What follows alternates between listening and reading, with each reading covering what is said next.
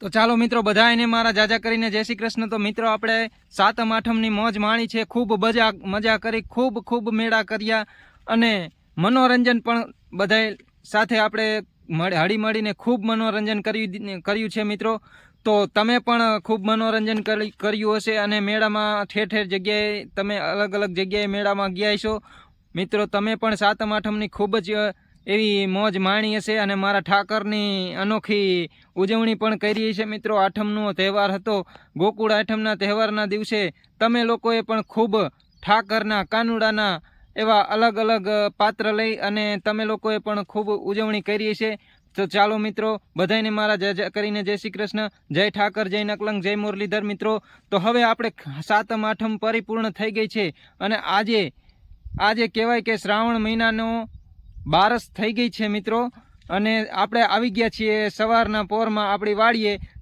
જો કે મિત્રો ઝરમર મેહુલિયો વરસી રહ્યો હતો અને હવે આપણે ખૂબ મોજ માણી અને પહોંચી ગયા છીએ આપણે આપણા ધંધે મિત્રો। ધંધો તો પહેલાં કરવો જ પડે, ધંધા વગર કાંઈ ચાલતું નથી અને તમે લોકો પણ તમારા પોતપોતાના ધંધે ચાલ્યા ગયા છો મિત્રો।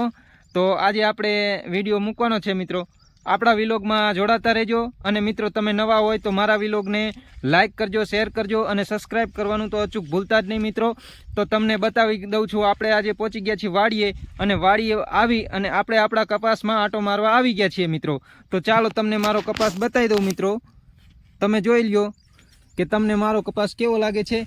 અને મિત્રો સવારના પોરમાં જ આજે ઝરમર વેહુલિયો વરસી ગયો છે અને મિત્રો કપાસમાં જો પાંદડામાં પાણી ભર અને ફાલ ખરવાનું પણ ચાલુ થઈ ગયું છે મિત્રો। ફાલ અતિશય ફાલ ખરી જાય છે મિત્રો અને આપણા કપાસની અંદરમાં તમે જોઈ શકો છો કે આપણા કપાસ આજે 3 મહિનાનો પૂરો થઈ ગયો છે અને મિત્રો આજે 90 દિવસ પૂરા થઈ ગયા છે આપણા કપાસના। તો આપણા કપાસની અંદરમાં જો કે મિત્રો ખૂબ સારો માલ અને ઝીંડવા પણ બેસી ગયા છે અને મિત્રો ખૂબ એવો સારો માલ અને કપાસ પણ સારો છે મિત્રો। પણ થ્રિપ્સ રોગ અને જીવાતના કારણે દવાનો છંટકાવ આ વરસાદના કારણે કરી નથી શકતા મિત્રો।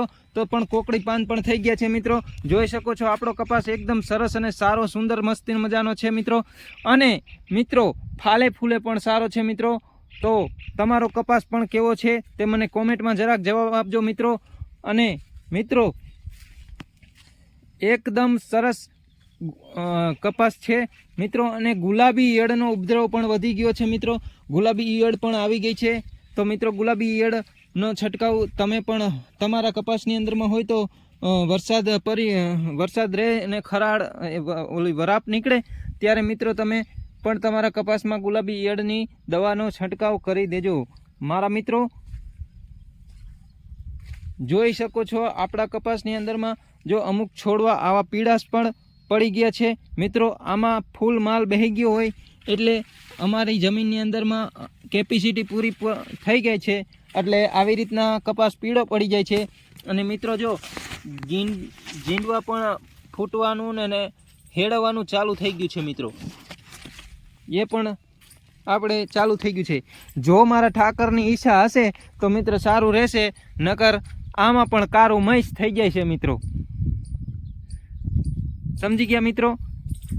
એની ઈચ્છા હશે તો બધું સારું થશે, નકર આમાં પણ કારું મહીસ થઈ જશે મિત્રો। જો કોક અમુક જગ્યાએ ગીંડવું ફાટવા પણ માંડ્યું છે મિત્રો, પાકું થઈ ગયું હોય પહેલા ફાલનું હોય તે ગીંડવું અને અમુક છોડ પણ પીરા પડવા માંડ્યા છે મિત્રો।